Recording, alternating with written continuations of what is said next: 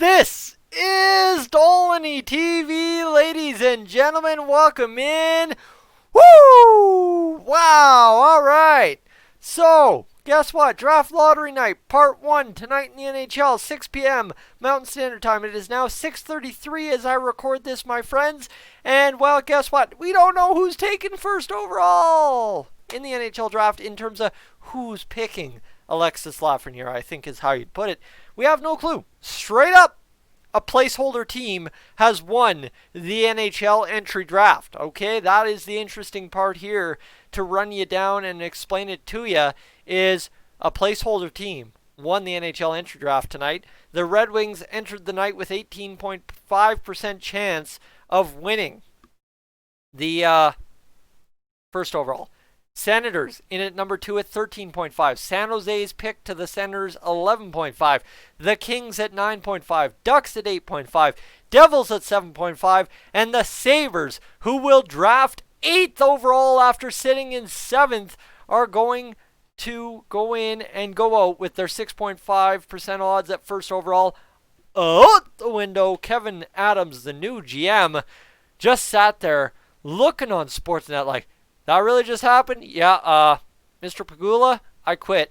That's the look he gave on live television, according to me at least. Absolutely rough go for him. So the odds in the qualifying round teams 8 through 15, 6, 5, 3.53, 2.52, 1.5, 1% descending 8 through 15. So that's what you need to know there. One of those teams won the draft lottery. Now, here's how this works.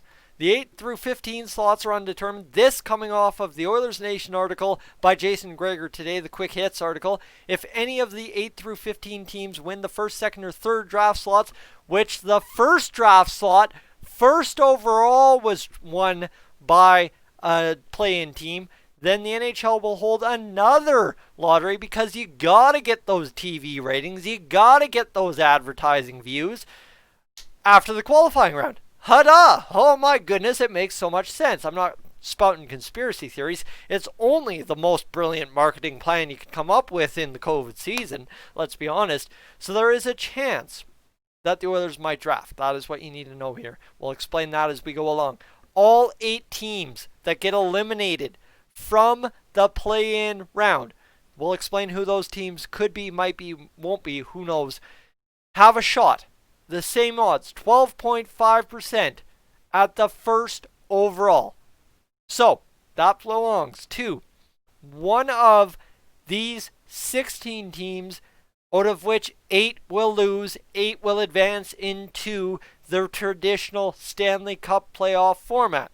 Here we go. Let's break it down. Here's your teams. Let me get it for you. I should have had it for you. I think I had at one point something else up on the screen. Play-in teams, and let's get this going. So here we go. Play-in teams. Let's get this going. Where do we want it? I started hot. I did that on the live stream too. My apologies. I am just all kinds of fired up tonight. It's been a good day of work, and now it's a good day to be home live streaming. Let me tell you that. Here you go. Here's your play-in teams. Oh, baby. There's our Edmonton Oilers and Chicago Blackhawks up at the top. One of those two teams will lose and advance to, will lose, get the chance to pick. One will advance to the playoffs. The Oilers are winning the Stanley Cup this year, let's just be clear, so they will not lose. They will not have a chance. But if they do lose, because I'm an idiot and I put way too much false hope into my team, well, ladies and gentlemen, we have a 12.5% shot at first overall. So guaranteed, no matter what, we have a 12.5% chance. The problem is, as we'll go down this list, if you don't get the first overall, you get reverse slotted from 9 to 15 based on this season's win percentage. So, should the worst teams, right, Chicago, Arizona, Minnesota, Winnipeg, Montreal, New York, Florida, Columbus, lose in the play-ins, right, all the higher seeds win, then Edmonton would be drafting 16th.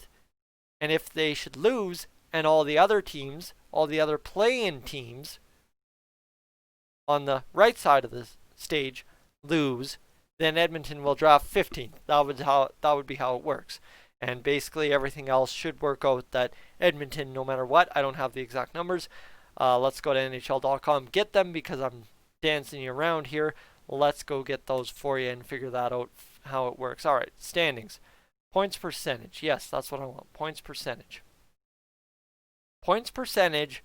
I want... so the Oilers are at 585 points percentage.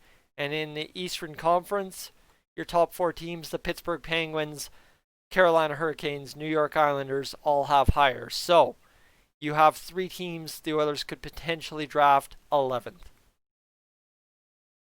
That works, right? 11th, 12th? 12th. 12th. We could potentially draft as high as 12th if we lose and do not get the first overall. There you go. However, my friends, there is no room, absolutely zero room in Edmonton Oilers land, oil country, to be talking about tanking in the play-in round for Alexis Lafreniere. I am sorry. If you do not have your head screwed on tight enough to realize that we have our best shot to win the cup in years, and you are more willing to invest in losing to get Lafreniere, a 12.5% chance at Lafreniere, instead of going on a run, making something of a cup with an asterisk, and hey, it's still a Stanley Cup, however you cut it. Connor McDavid's now got 1 in Edmonton. I am sorry. I am lost. I am confused. Wow. I don't even know what to do with you. If you are more gung-ho about losing than going to win the cup this year. That's just me.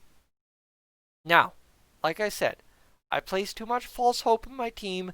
Maybe I don't know what I'm talking about, but ladies and gentlemen, like I said, it's Chicago.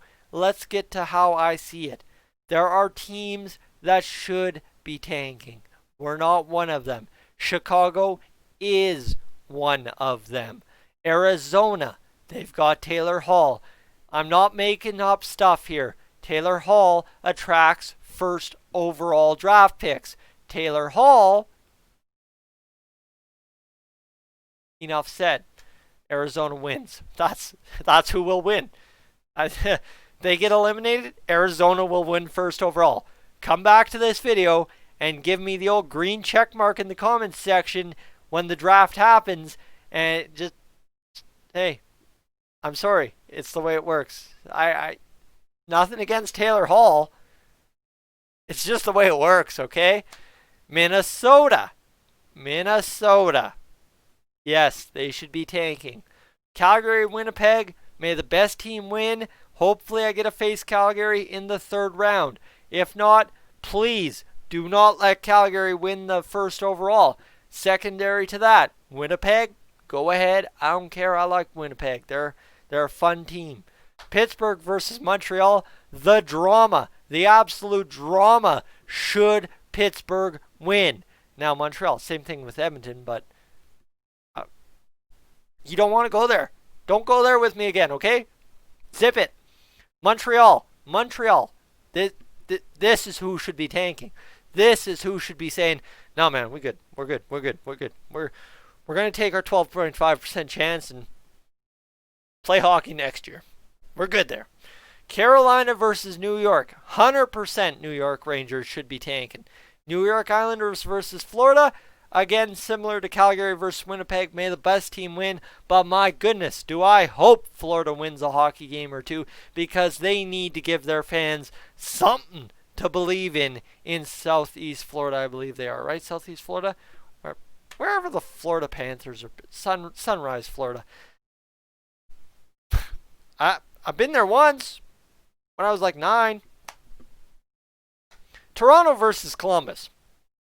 Okay, Toronto versus Columbus, the drama. If Toronto won, Montreal fans would be very PO'd because obviously Alexis Lafreniere.